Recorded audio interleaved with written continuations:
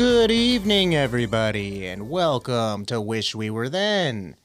We know you have so many options in what you can wish, and we're glad you chose then. This is the show in which two great buddies are going to go back in time and look at things. We always we sit around asking ourselves when we watch TV and movies and stuff. You see a scene in it and you go, "Huh, Reese's Pieces. Those existed back then. What else was going on back then in that year?" You start asking yourself. You start diving into it, and you look into the movies, the music, the politics, the news articles, everything you can think of, and you just put yourself in those shoes. If you're a normal person, but if you're us, you get sent back in time by a little friend we have called Timeless Tony. Sends us back into yesteryear. Ain't that right, Mark? Here's my good friend Mark, and he's going to be my co-pilot. Hey guys, how's it going? Welcome to Wish We Were Then. I'm excited for this year. It's a good year. Yeah, it was a lot of fun. I think a lot of cool stuff going on. I know we say this a lot, but it feels like you're really living in the era if you're watching the movies of this time, or you're listening to the music. Yeah, I agree. It feels very much like it's in the moment, as opposed to being like, oh, everything was very futuristic minded, or everything was, even though there's some of that going on, but like it does feel very of its time, and like this is the year that it is. Well, we don't want to tell them what year it is yet. Oh, I guess I'll go ahead and do a little. Say, you want to give a little synopsis? Well, yeah, actually, here, you know what? I found this very interesting news reel. We can go ahead and just hit play on that. Yeah, here we go. All right. My fellow Americans, it is I, the 40th President of the United States of America. That's right, bitches. Ronnie Reagan. Oh, Jesus Christ, there's some language on this tape I didn't know. I hadn't listened to the whole thing yet. I come to you tonight to speak of an issue of grave national concern. I don't speak, no, not just of the economic recession we're in the middle of, with unemployment at 10.8%, the highest it's been since the Great Depression. And I'm not speaking of the numerous global conflicts erupting around the world, such as the Falklands War between Argentina and the UK, or the Israel invading Lebanon, or the ongoing Soviet-Afghan War, the Iran-Iraq War, which is also currently raging on. No, I speak, of course, today of the decline, the outright dearth of hamburger sales. Everyone from Ronald McDonald to the king of burgers himself are reporting all-time lows of hamburger sales. Even Wendy's is starting fucking selling salads. You guys need to get out there and start buying burgers. I know those purse strings are tight, but you're just fucking it all up. We're the burger country. All right, everyone, get out there and keep on keeping on. That's it from the President of the United States of 1982. Why were they so obsessed with hamburgers in 1982? Or they were the lack of the lack of sales. This is something that obviously that clip, but also just two news clips, unrelated news clips that I watched, were both just happened to be about like how burgers weren't selling. The McDonald's wasn't making their quotas, I guess. They started get out there. Yeah, they started having to the country was starting to be more health conscious, which we'll see coming up in some of it bleeds over from the McDonald's into some other avenues we'll see coming up in 1982.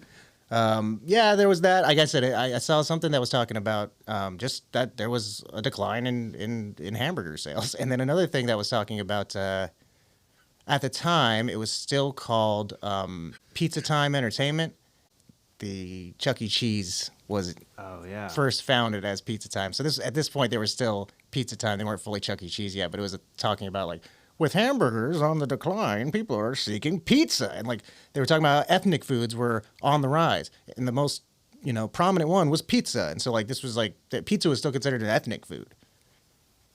That's so crazy.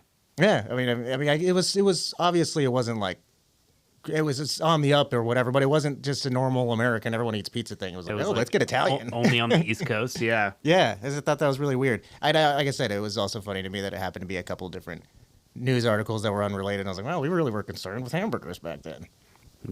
Those beef prices were sinking. Well, there was a lot of stuff going on, obviously. The unemployment, you can't really go buy a hamburger if you don't have a job. Yeah, it's not going to be the first thing you do is go out and buy fast food. No. I doubt it anyway. Obviously, the data shows that's the case. Yeah. Well, yeah, I touched on a couple things, not me, but Ronald Reagan, touched on a couple things there in the beginning. Obviously, like I said, a couple global conflicts going on. Any other cool news stories? Those aren't cool, but, you know.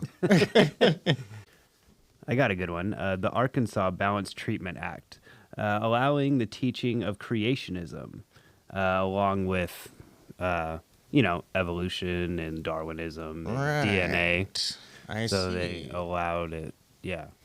That's crazy. So it was allowing creationism. So Yeah. like creationism was not allowed up until this point. It seems like a... At least in Arkansas, I guess. Well, don't yeah, know, 'cause probably I don't not know ever. I if- I feel don't like know they if were the that's only ones nation. who were like fighting for it, would be my guess. Yeah, but you would think like a place like Arkansas where you would feel like a more religious background. You know what I mean? Coming from the South and everything else.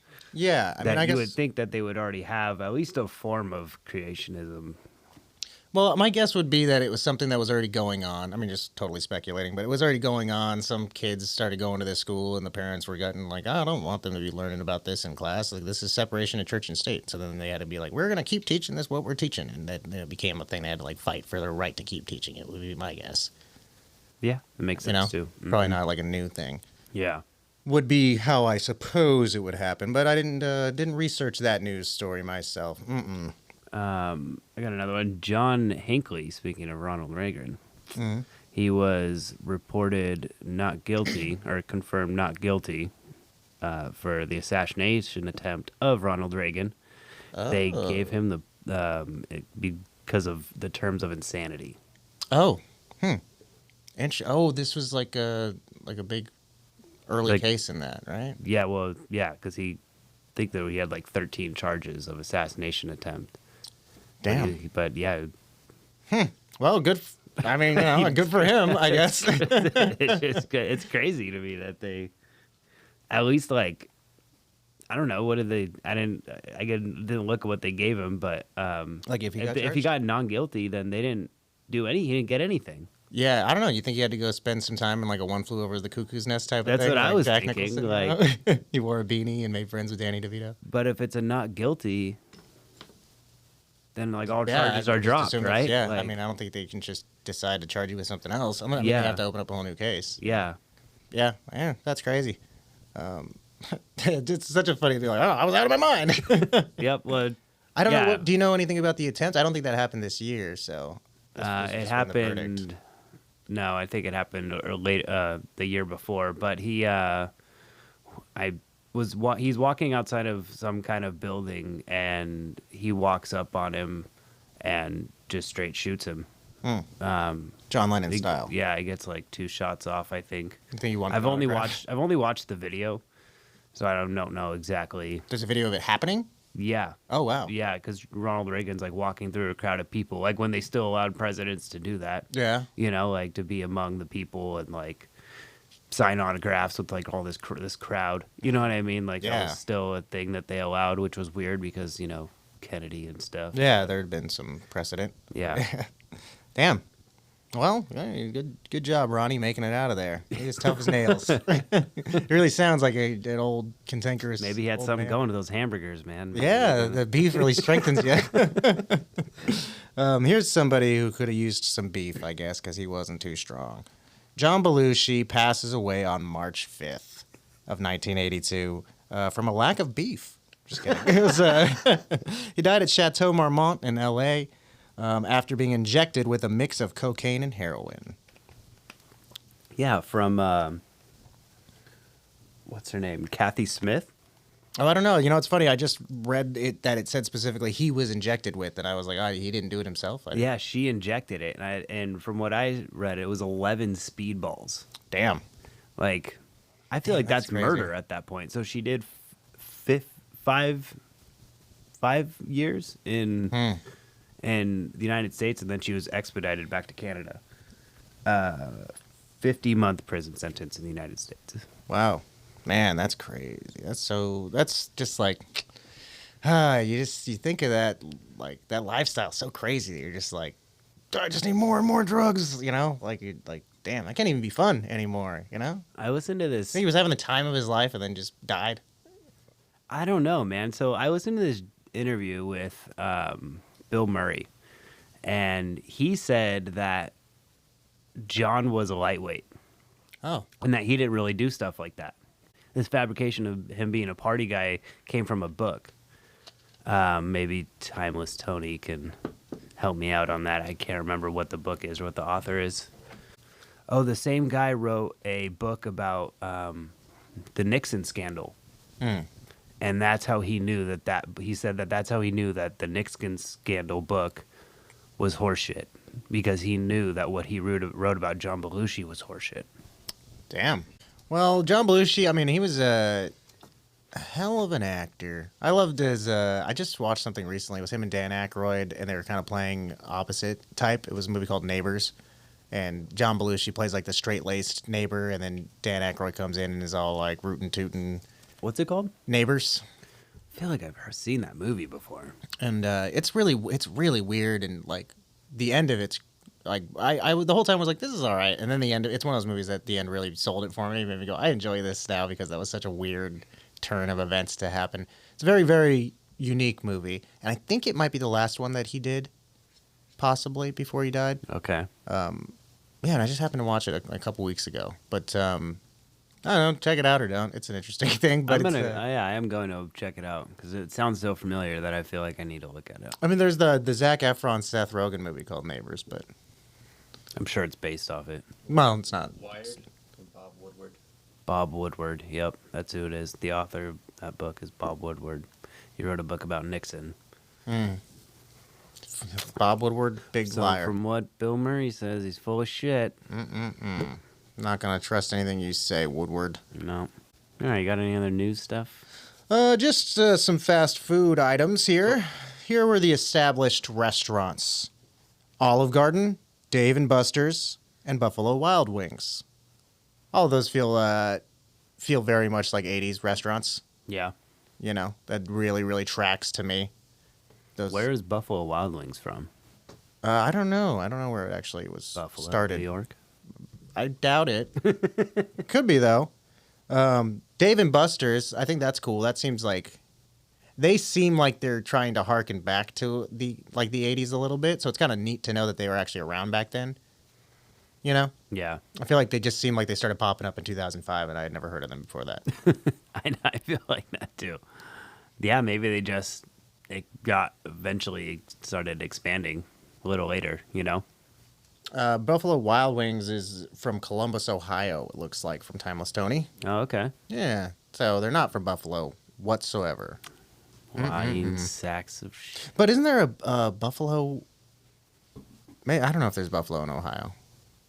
I feel like there's a Buffalo in another state, possibly. Probably. I'm sure there's probably is. one Yeah, right down the street. We don't even know. Buffalo, California. We're neighbors. Okay, I think that's all I got as far as news concerns. You want to go into sports a little bit? Yeah. South Carolina wins the NCAA championship with Michael Jordan on the team. Hey. Yep. That's cool. Damn.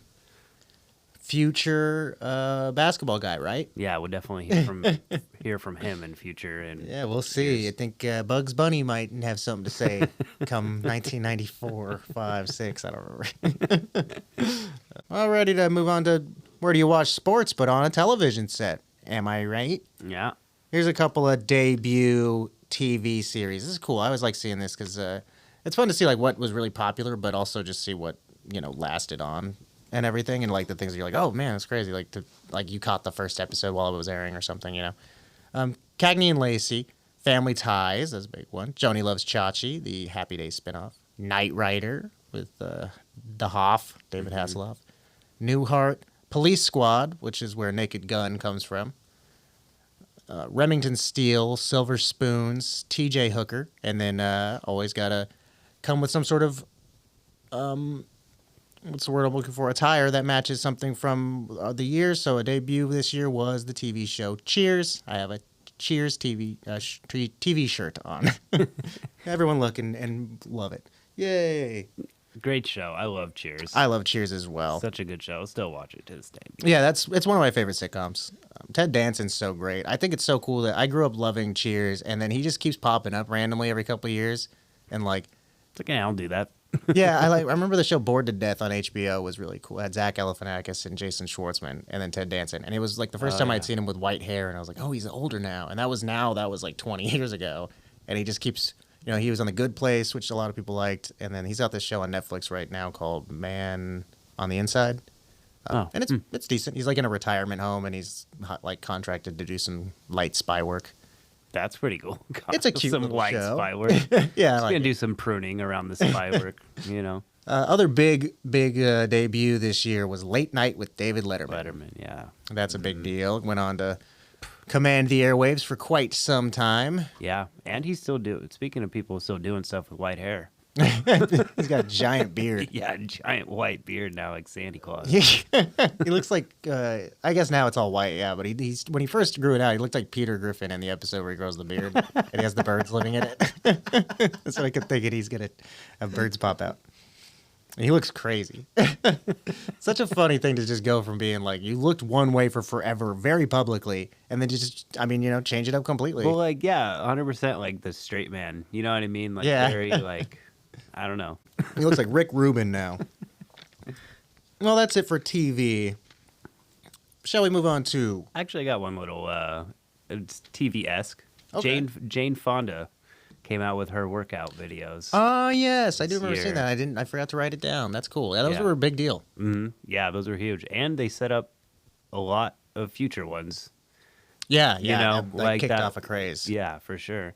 I guess she wrote a book prior to it, and that's what made her do it, because her book was so successful. That's really cool. And then you just become like really, hugely successful in this avenue that you're just like, I guess I'll do this too. Yeah. It's like People you do- set out to do that. Yeah, and people now people do Pilates all over the world. Yeah, that's really cool actually. Like to kick that off, to be the person who kind of, I don't know if she was the first person to make an exercise tape, but really I think this was like Probably kind of the most genesis of it. successful, the first most successful person, I would say. Oh, I got one more thing. The compact disc was created. Oh. Not so much for public use, but they're getting there. They're moving in that direction, Hell yeah. That's definitely going to influence what comes next. Yeah, in the Both future, in the for future sure. and in this show, because the next thing coming up, I don't think they were doing this quite yet with compact discs, but give it a couple years and it's going to be all the crazed for a decade.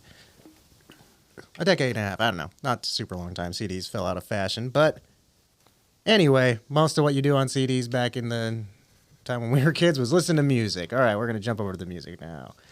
How do we choose to check out what people were listening to in the year 1982? Well, we personally decide to check out the Billboard charts. We're going to look at the top 100 from number 100 all the way up to number 1 in depth. Just kidding. We're going to look at top 5. 5, 4, 3, 2, 1. And just go over a little bit. But yeah, these songs, we kind of assume. And you can, if you don't believe me, you can test this yourself. Actually, I feel like it's less common now. But, I feel like back in the day, these songs you would have been hearing all over the place, And a lot of these Yeah. did. Still, you will definitely hear some of them still. Yeah, a lot of these have maintained some level of popularity. And in the top 5, I think these are all kind of mainstays still, I would say. You want to hit number 5 first? Yeah. It is Centerfold by the Jay Giles Band. I don't know. This is definitely one that I liked on this top 5 because maybe it's because I knew it so well because I This was was my hearing it favorite, all the time. But it was a lot of fun re-listening to it, trying to get a different view on it, a different take. I feel like me listening to music now, after doing this podcast for so long, is like, all right, how would you? Don't listen to this like you're listening to it now. Yeah, there's nothing Listen to inform it. Yeah, listen to this like it's the first time you're hearing it in Yeah. 1982. Yeah, you and know, it definitely so- makes it way more interesting. This song was... I've always enjoyed the Jay Giles Band. They have a couple songs that are cool, like Freeze Frame and Centerfold. They have a couple decent ones. But this was like the first time... Actually, the big moment for me for this one was watching the music video. I don't know if you saw it, but... I didn't, but I was going to say the album cover is sweet. oh, yeah, it's The like a... cover. The art on the album cover is cool. It's like a girl's chest with... Oh, no, yeah, that's the album cover. Okay, I was thinking of the single. Yeah, it's pretty crazy. It's super, psychedelic looking. This was the lead single off their 10th album. Damn. Yeah, already 10 albums deep. And that's what really made me so interested in them was like, I got to hear their 70s stuff. So did you go back and listen to them? No, I haven't. I just was in 82 with this one. And, I watched the video and I was like, this dude's kind of cool. Like I always thought it was just some goofy like Huey Lewis in the News sort of a vibe, you know, like kind of just it sort of feels cheesy just because of context that you grow up with it and like Yeah. sort of the way it feels and And then you see it in cheesy movies Yeah. or whatever, you know. It kind of skewers your and it just sounds like the 80s, I guess. And like yeah. but yeah, watching the video and seeing this guy like what he looked like and also a lot of the, you know, 70s music and stuff I've listened to now as I've gotten older and everything. I got what this was a little bit more in context and really was like, I think I want to go back and listen to this band. This is pretty cool, and it's neat that 10 albums deep you get your biggest hit. Yeah. Stayed at number 1 for 6 weeks. This all the top 5 on this one all like had really long runs in the. Normally, you know, you might see like 1 or 2 weeks, and there've been times where the top song didn't even hit number 1 at all. That's Yeah. happened twice, we know. Mm-hmm. One of them was shoot, I want to say My Sharona, but I think I'm wrong. No, it was Louie Louie, I think. Oh yeah. One of those two. But anyway, this was the band's best performing song, and in 2018, it was ranked number 66 in Billboard's all-time top songs. Yeah, it's really high up for this song that sort of feels a little bit random. Like they're not a band that's like regarded as being somebody who's, you know, hit makers or like anything like that. So it's kind of funny that they're number 66 on the all-time top songs. You know, Yeah. seems Yeah. seems high. Yeah, it does. All right, let's go with number 4. Number 4 is Ebony and Ivory by Paul McCartney featuring Stevie Wonder. This is a Paul McCartney song. I was like wondering who it was attributed to because mostly you see it as Paul McCartney and Stevie Wonder, and you know, Yeah. it's just them credited as a duet, but it's Paul McCartney featuring Stevie. And there are versions that are only Paul on it. This one spent 7 weeks at number 1. It's not that good of a song. I fucking hate this song. I hate this song. A lot of times going into these, I start off going, oh, this thing. And then I can a lot of times kind of remove that context that I already have and find a place to at least appreciate the song, if not like it. And this is one that I was just like, oh, the song still sucks. Yeah, it was really bad. I don't know why people liked it so much. Yeah, I think it's, you know, the message and stuff, I guess. It was written by Paul, and it was banned in South Africa during apartheid because Stevie Wonder had dedicated his 1984 Oscar win for Best Song to Nelson Mandela. So this is a controversial song. I thought that was so what a fucking lame ass song Paul to be controversial. McCartney is being bad boy. Yeah, bad boy. The song, the performance of the song was aided by its music video, which is funny because the video is super lame. But it's just them like playing at a piano. I read about it before I watched it, and I read a tidbit that said they shot their parts separately. And then I watched the video and I went, oh no shit.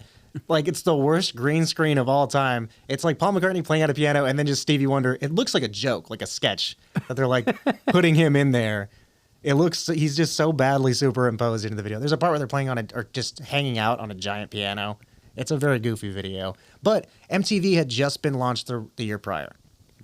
So both of these videos, all of these songs on the top 5 for the most part, the like articles and stuff always mentioned the music videos. So I went and watched any of the ones that they talked about. This one was funny to me. And in 2013, Billboard ranked this the 69th biggest hit of all time. Yeah, right there with.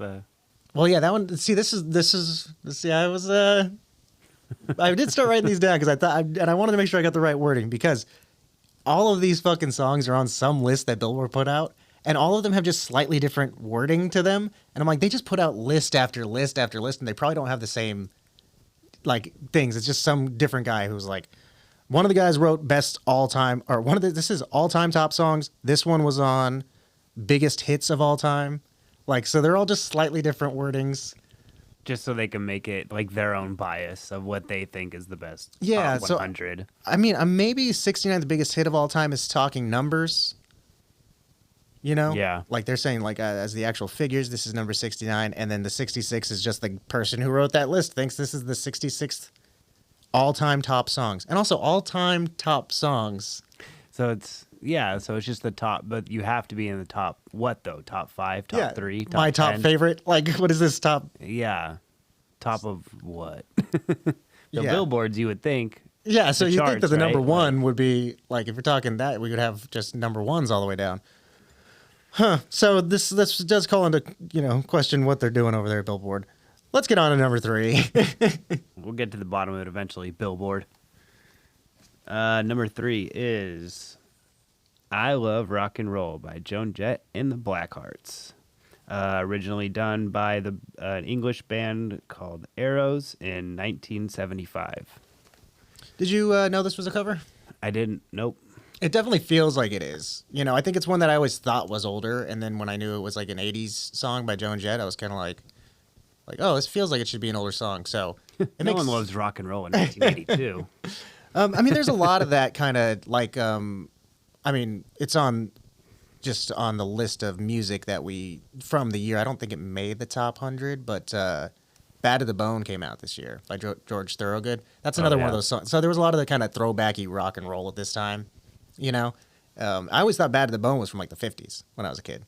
Really? Bad to the Bone. Yeah, I always thought it was just like an old-timey rock and roll thing, Like Bob Seger is the same kind of way. He seems like he's from an older, like, let's take those old records I could see off that. the shelf. Yeah, like, so, I guess I just thought this was, I guess I always knew this was from the 80s because it's Joan Jett, but I also felt like it did seem like an older song than that. The first recording of this by Joan Jett, she did in 1979 with 2 Sex Pistols, Steve Jones and Paul Cook, most notably the guys who aren't Johnny Rotten and Sid Vicious. The other 2. Yeah, I like that they put with 2 Sex Pistols, these guys. Like, when you said 2 Sex Pistols and you didn't name them, we knew which ones you were talking about. This one spent 7 weeks at number 1. The video, which I watched for this one too, this was kind of cool, and I never would have known this. The video was originally shot in color, but was changed to black and white because Joan Jett hated the red jumpsuit. She thought that it looked stupid on camera. There's her red jumpsuit? Yeah, the one she was wearing. Yeah, it was a red leather jumpsuit. And Yeah. she changed it to black and white. So it just looks like she's wearing a black leather jacket in the video, so you wouldn't never know. That's way more rock and roll than a red jumpsuit. Yeah, for sure. This one is number 56 in Billboard's greatest songs of all time. So this is really some prestigious shit here. This is an honor that they're getting. Number 56 is pretty high. Yeah. All these songs are also around the same time. Yeah, they are. Spot too. They are in the same area. Same 10 span right now. Here's a little bit more. Also, their lists suck, but this one at least isn't just another one of the same shit. In Rolling Stone's 2010 compiling of their list of 500 greatest songs of all time, this hit number 491. I could probably come up with 500 songs I like more than this one. Me too. I just start naming off songs until I get to 500. Ebony and Ivory is below. But Yeah, 100% below. I like the Runaways. I like some of their stuff. It was pretty cool. Like they had some kind of pre-punk sort of stuff, some glam rock and everything back in the 70s. But Joan Jett by herself, even though this was her biggest song, I think she just got marketable. Yeah. Which was their whole deal the whole time. But anyway, yeah, not my favorite song on the list, but not my least favorite. That's Ebony and Ivory. Definitely not my favorite top 5 of all time this time. No, but not the worst. No, that's true too. Okay, number 2 is Eye of the Tiger by Survivor. Kind of rhymes a little bit. May 18th, 1982. I don't think I said Joan Jett's song just came out in January of 82. All right, Survivor's song, May 18th, 1982. Spent 6 weeks at number 1. It was the theme song of the movie Rocky III. Sylvester Stallone had enlisted Survivor to record this song after Queen denied him the use of Another One Bites the Dust. So he wanted a song that was kind of like that, I guess, is what his thinking was. He told him he wanted something that matched up with he wanted the beat to be able to sync up with punches, Oh, okay. Yeah, so he showed them a montage cut. Montage. And so they went out and recorded a demo for it based on the footage he showed them. So they did the thing with it, matching up, and they took some words from the movie. The title is taken from an Apollo Creed line that says, "You had that eye of the tiger, man, the edge, you got to get it back." So they took that line and they spun it into this. Dang, so song. they recorded the whole movie or shot the whole movie before they recorded this song or what? Yeah, I guess so. And they showed him the demo of it, and he liked it so much he just used that demo in the movie. So they went back and re-recorded it for the album and for the single, but their demo take is what's actually in the film. That's cool. Yeah, I was like, it's pretty neat. Sylvester Stallone actually took the phrase from a 1969 film called A Dream of Kings. So that's where so this is like, 3 layers of influence to it. I guess they originally wrote it to be, it was supposed to just be like rival, and then I think it was supposed to rhyme with survivor, and they changed it to tiger instead. Like, that you must be the survivor or something, and then they changed it to Eye of the Tiger. I was like, good job. Yeah, for sure. I like this song. It's probably my favorite song on here. Really? Mine's my favorite, Centerfold. This one... I think it just gets me hyped every time. This is one that I don't know that I even really gave a fair chance to, because I've just heard it so many times used in so many TV shows and movies in the exact same way that it was just like, when it came on the playlist, I kind of was like, all right, I get it. I know what this is all about. Yeah. It was also the first vinyl record I ever owned. That's definitely a good reason to not have heard it too.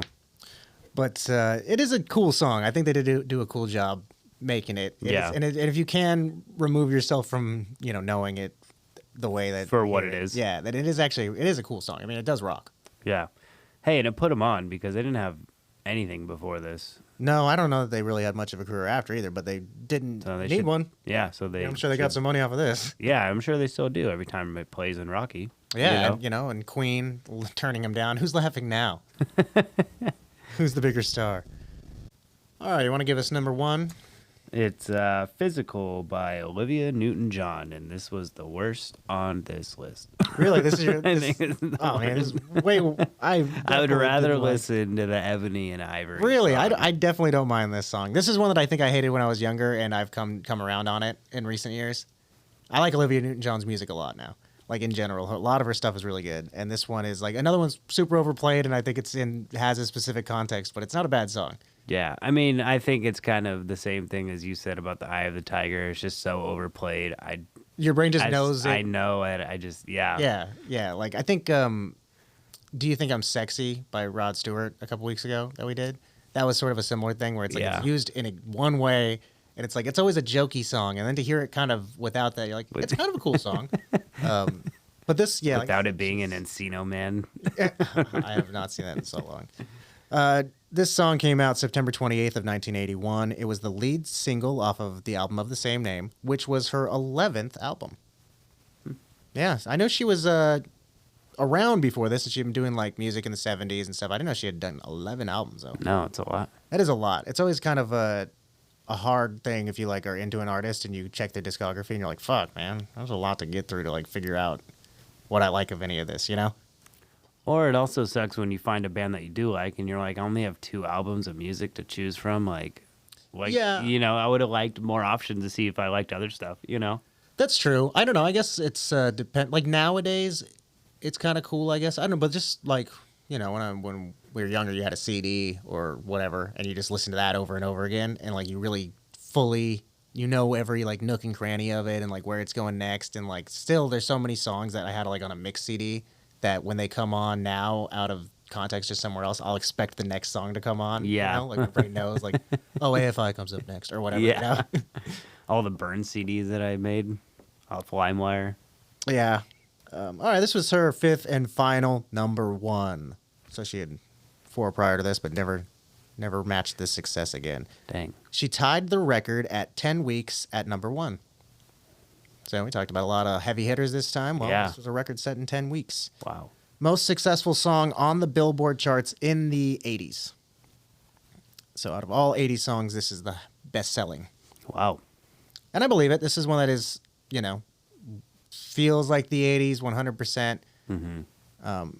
People are definitely listening to this and then jazzercising with Jane Fonda. Yeah. And actually, what else is funny? A weird callback that I think I must have known in the back of my head but forgot about. This was written by Terry Shattuck and Olivia's friend Steve Kipner, who said that it was intended for a, quote, macho male rock figure like Rod Stewart. Is he a macho? We talked about that during that, like, do you think I'm sexy and stuff like that was his image, and it's just like this little fucking twig of a man is like this sexy macho rocker. What the fuck? But yeah, so that's who they originally. And she was worried about doing it because she thought it was too sexy and like too risque. And then by the time that she had those thoughts, they told her it was too late because it was doing well. Hmm. The solo on the song, the guitar solo, is played by Toto's Steve Lukather. Oh, that's cool. Yeah, I thought that was neat. And it won a Grammy for Video of the Year and Billboard Award for Top Pop Single. Actual awards, not just some Billboard bullshit. But this is Billboard's award for Top Pop Single of 1982. So there you go. Those are the top 5 of the year. A lot of really, ubiquitous 80s stuff. I think it's kind of cool whenever you look at a year early on in a decade's run, 82, for instance, is just a couple years into the 80s. Oftentimes, I think they feel a lot more like the decade prior. Like if you were to look at 72, it might feel more 60s-ish than you would expect. Yeah.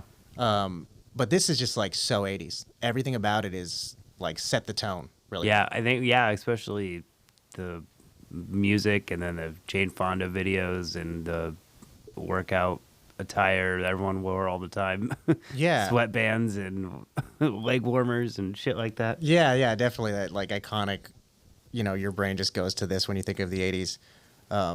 Here's some more music that was coming out. I think the two most noteworthy things talk about setting the scene for the decade to come. Michael Jackson's Thriller was released in 1982, as well as Madonna's debut single, Everybody. So the two, King and Queen of Pop right there are coming out. Music is going to be shifting away from rock and roll, which you do see Eye of the Tiger, I Love Rock and Roll, Centerfold even is a little bit new wavy. But pop music is really starting to take over. Physical's number one. You got Michael Jackson and Madonna on their way up. But across the charts, there's a lot of interesting stuff. Yeah, just so like the 80s kind of rocking like Judas Priest and Billy Idol.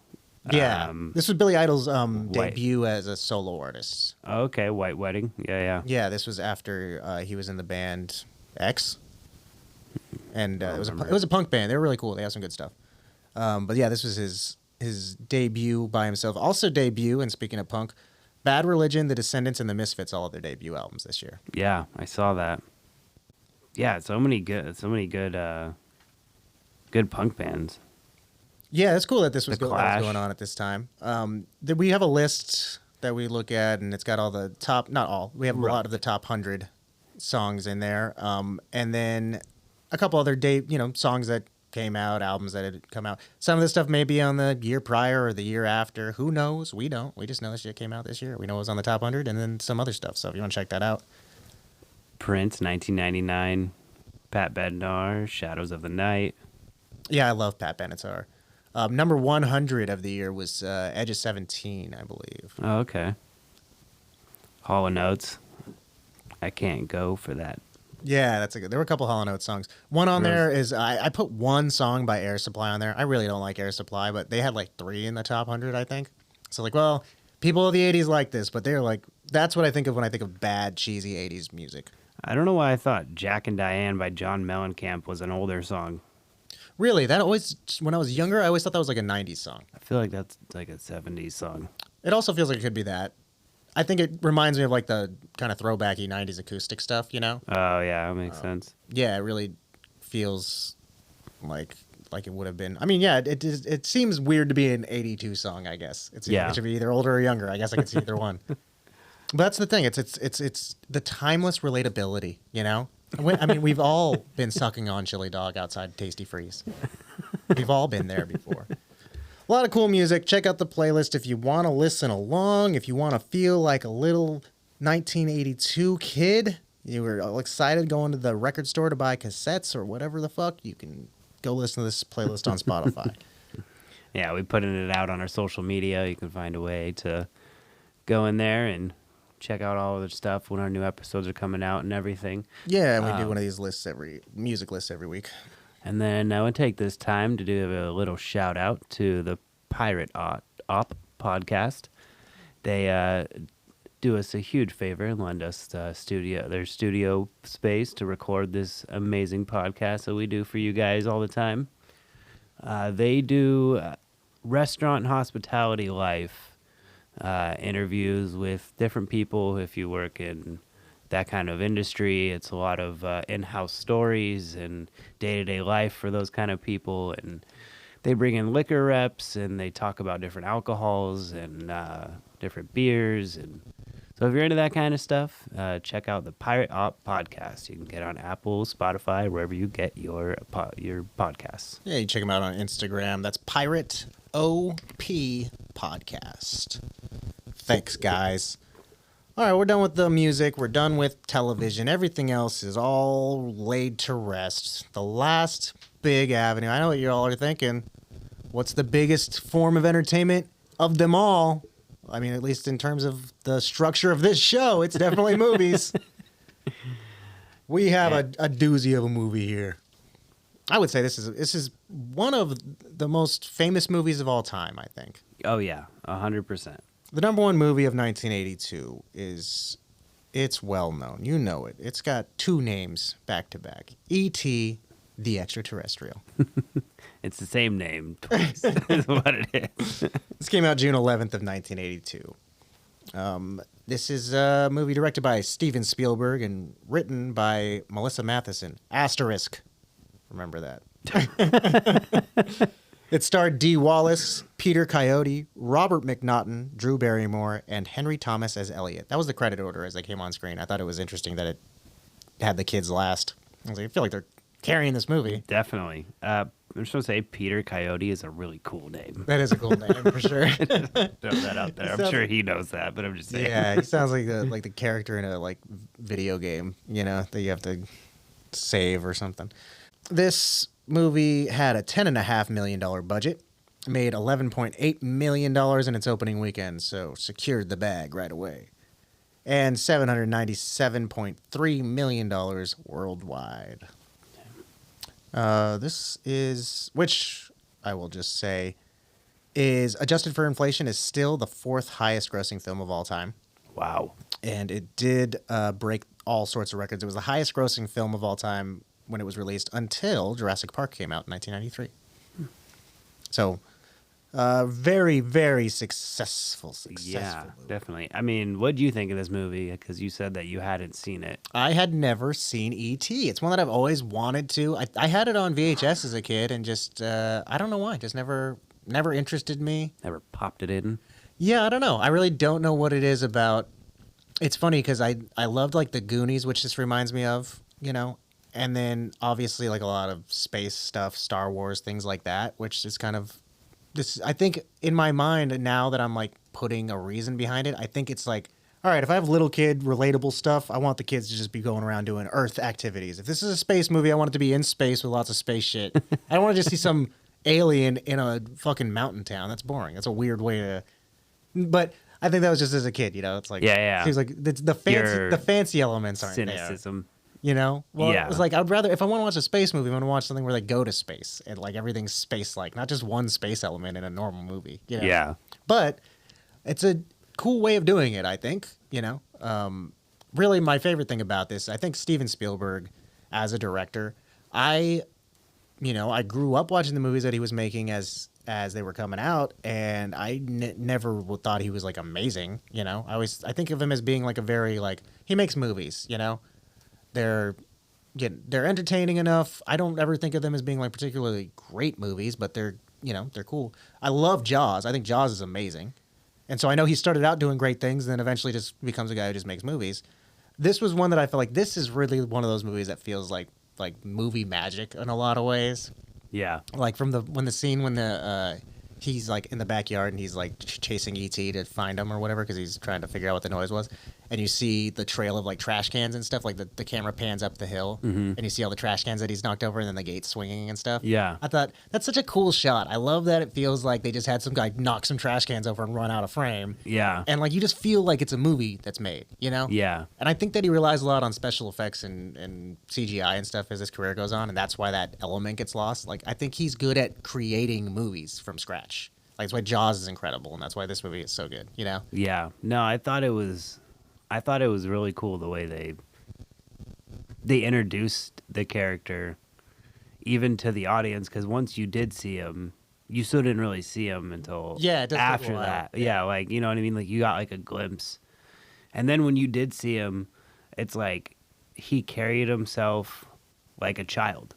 You know what I mean? And it's it's weird, but you had like sympathy automatically for him, and it's like an ugly ball sack looking. Yeah, that's like funny. That's true. but it did a good job to make you like sentimental for him. I think, well, let's talk about E.T. for a second, I guess, just on the subject, on his design, looking like a ball sack. He was specifically modeled after the poet Carl Sandburg, Albert Einstein, and a pug. So those are the three things mixed together that make him. Which I guess I can see. Totally. And Steven Spielberg has stated in an interview that E.T. is a plant-like creature and is neither male nor female. Oh. Disappointing. I mean, why does that matter? I guess people probably just ask him over and over again, hey, so he's got a little dick underneath there? Does he have to lift up all those rolls? Where's his dick? Is it They the call light? him like 12 times at least in that movie. Yeah, they definitely, a bunch. I mean, it's exclusively. That's not like they just call him it. Yeah. Yeah, he's definitely a boy. The script, let me go ahead and remember that asterisk earlier. I do want to bring this up. The script, this was a trivia on IMDb, the script was largely written during filming of The Raiders of the Lost Ark, which was a Spielberg joint. And it says it was dictated to Melissa Matheson, who was there with her boyfriend and future husband, Harrison Ford. So it says it was written by her, but it's like, what, you just mean physically? She wrote this? It was dictated to her? Like Spielberg just told her what to write and then she wrote it down? Or was she part of this? You know what I mean? Yeah, I don't guess I know. I feel like I want to know more about that. Why would you use the word dictated and not like they worked on the script together or something? You know what I mean? It makes it sound like she has nothing to do with this except for just typing. Yeah. Yeah, I don't know. Thought that was weird. The script was being developed at Columbia Pictures. And they had another similar like alien visitation movie in the works at the same time. And they didn't want to muddy the waters, on their own thing. So they decided to pick one over the other, and they went with the movie called Starman, which would come out in 1984. It's a good movie. I just watched that recently too, just randomly, and it's pretty cool. Actually, I like it a lot. It's really a cool movie. I've never even heard of it before. I'm pretty certain, if it's the one I'm thinking of, it's John Carpenter movie starring Jeff Bridges as an alien who comes. Oh, that's pretty cool. Well, it's like an alien comes to Earth and then takes over Jeff Bridges' body and like has to, start his life. And I'm getting confirmation this is the movie. Yes, I'm thinking of the correct one from Timeless Tony. It's a really good one. It's Jeff Bridges is really good as like trying to be, an alien in human clothes and stuff like that, and having to. He does a really good job of playing it kind of funny and silly, but the movie's not funny. It's like it's just enough to make it like endearing and stuff, but also not enough to be like, oh god, Yeah. Really cool movie. I mean, Bridges is great. I love John Carpenter.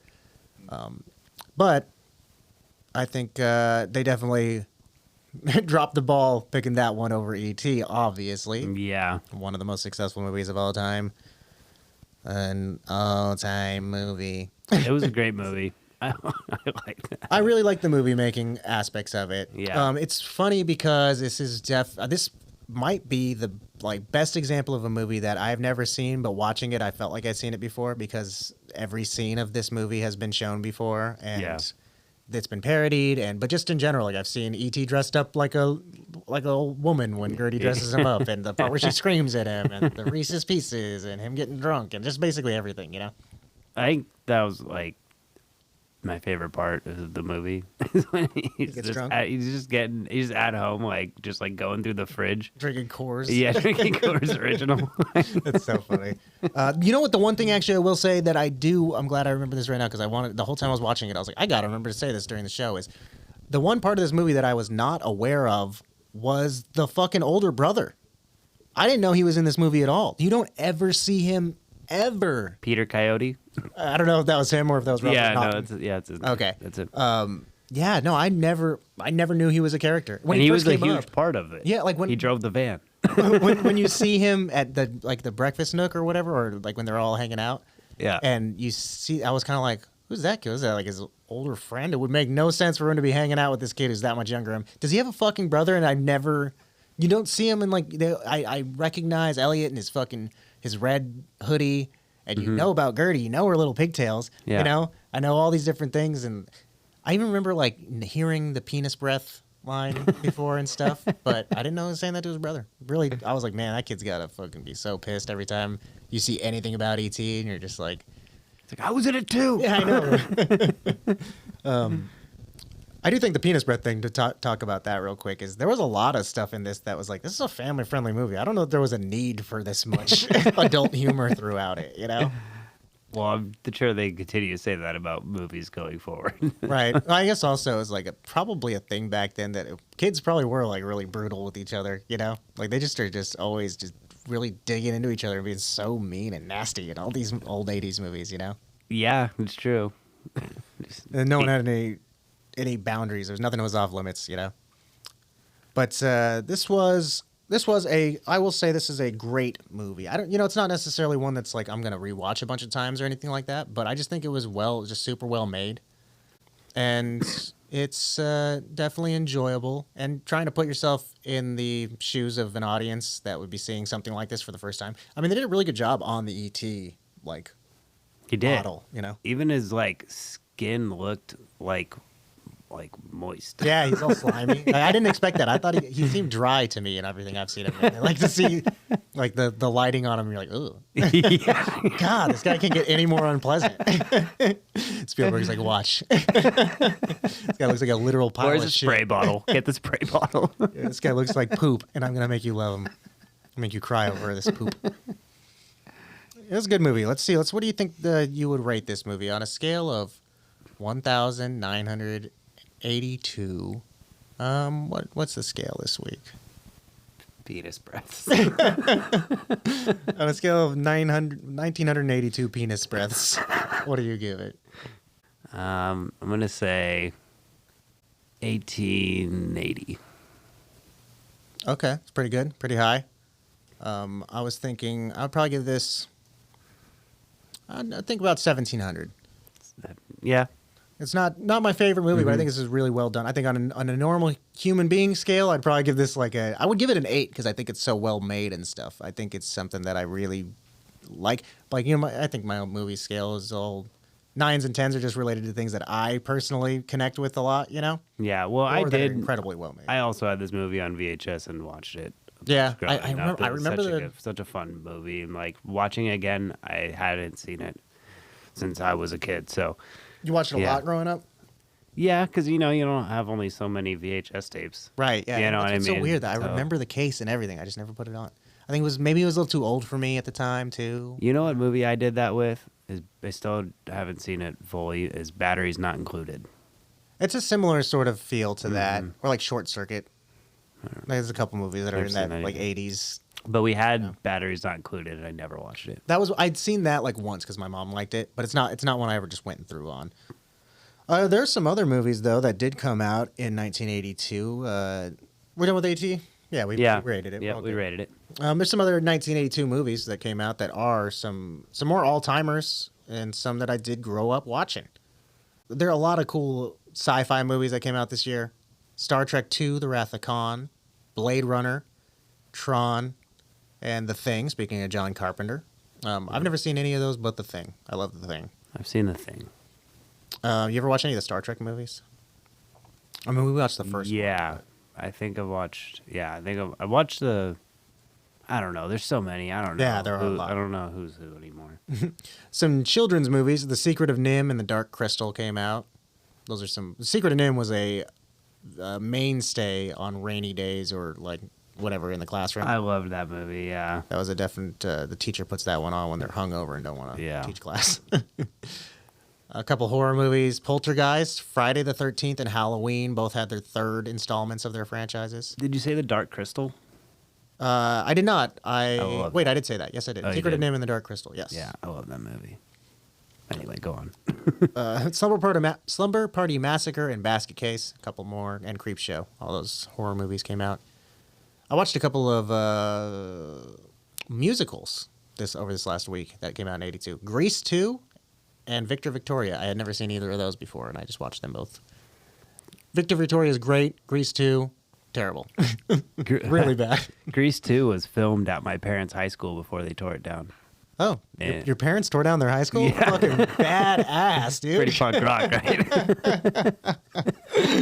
That's super cool. That's interesting though. That movie's it's wild how bad it is. Yeah. I mean, they were just trying to go off of the success of the first one. I don't think they were trying really hard. Yeah, I haven't no. seen it in a long time, but I know it's not good. No, but it launched Michelle Pfeiffer's career. Yeah, for sure. That's cool. And then Victor Victoria was pretty good. Julie Andrews. It's a musical. It's really nice. Tootsie, Sophie's Choice, An Officer and a Gentleman, Gandhi, Say Annie. Annie. That's another one I was just about to get to. That was the next one I had written down.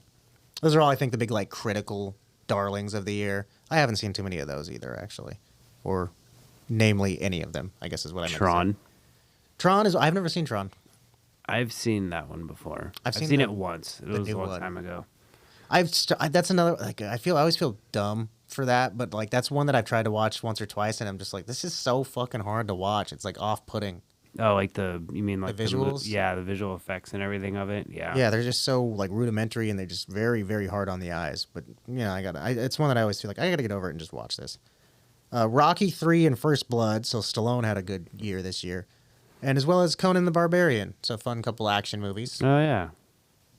And here are two fun comedies that I have: are Fast Times at Ridgemont High and 48 Hours. I've seen Fast Times.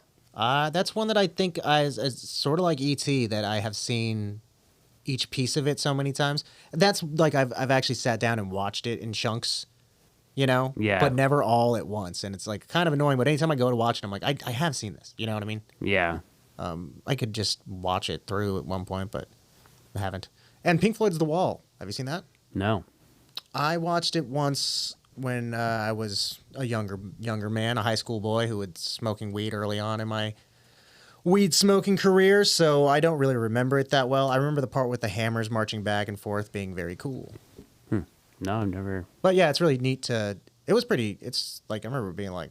Is it like the Beatles, where is it just like a bunch of trippy stuff like over their music? Yeah, basically. Okay, like what is that? It's the Yellow Submarine movie? Yeah, I've never seen Yellow Submarine. I haven't seen a lot of Beatles things. That's the only one I think I have seen because it's like trippy. It's crazy. I watched Help. But 1982 was a fun year. I think it's like a pretty pinnacle year for pop culture, I think, this one. Oh yeah, and like you talked about earlier, it sets a precedent for a lot of things to come. Yeah, definitely. You have so much iconography, I guess I would say. Like the 80s, the scene is set. Yep. And Watch it bloom. and also I think it's fun too, knowing kind of a little bit what we know about the 70s and things like that, to see sort of the trends evolving, you know, and seeing, you know, just knowing like you see where the pop music stuff started to start, and you see where that's kind of ending up. And Yeah, it's starting to trickle in. yeah, and like the space stuff like Star Trek and things like that, you know, are getting bigger, and Yeah. at least for the time being. We'll see what happens next time. But any last words on 1982? I guess we can pick our favorite thing if you don't have anything else. No, I don't. I think we're good. Okay, so we're going to go ahead and pick through our archives here and just both choose one item to save, and the rest is incinerated. Timeless Tony erases everything else from your memories and ours. Okay, what are you going to do? What you plan? I don't know, man. I think my favorite thing was E.T. Really? E.T., huh? The I extraterrestrial? mean, yeah. Not a different E.T.? No. You Extraterrestrial. didn't specify. No, yeah. I really, like I said, I really like this movie. It, like I said, it hit home because it's like iconic for me. But it was either that or it was The Dark Crystal, because I really liked that movie. Dark Crystal School, that's another one that I actually had not seen until recently. I watched it for the first time last year. It was one of my 430 movies I ended up watching, so I don't have a great recollection of it. But I like anything Jim Henson does is super cool. Yeah. I have a lot of, fun things that I liked from this year. Sort of looking over the charts and things like that. And movie-wise, there's not like a ton that was like super formative for me, I feel like. This is a lot of stuff that like I'm familiar with, but nothing that's like oh, I have to save this thing because it's like something from my childhood or something like that. It happens a lot. This is my favorite thing from this year is something that I've actually like the last few years got into. The band The Missing Persons, Spring Session M came out in 1982. I recommend everyone check out this album. It's like a super cool one. Really, really one of those bands. It's like, man, they should have made it bigger, you know. But they're in that slew of. There's so much good stuff that came out or was on the charts this year. Kim Wilde, like Kids in America, the Go-Go's. I love the Go-Go's a lot. I almost picked their album, but it was just charting. Like they came out the year before. The Motels were really good, and that's music this year. But Missing Persons is one that I think everyone go check this out. Fun 80s music that sounds very 80s, but not stereotypical, I guess. You know what I mean? Yeah. Not like any kind of cheese factor. She's got a great voice as well. Well, cool. I think that does it. That wraps it up. All right. 1982 is done. Well, I guess that's going to be it for us over here at Wish We Were Then. And, you know, until we come back around, we're going to be stuck in this lame year of 2025. It sucks. Yeah. I'm pissed. But at least we have the time to wish we were then.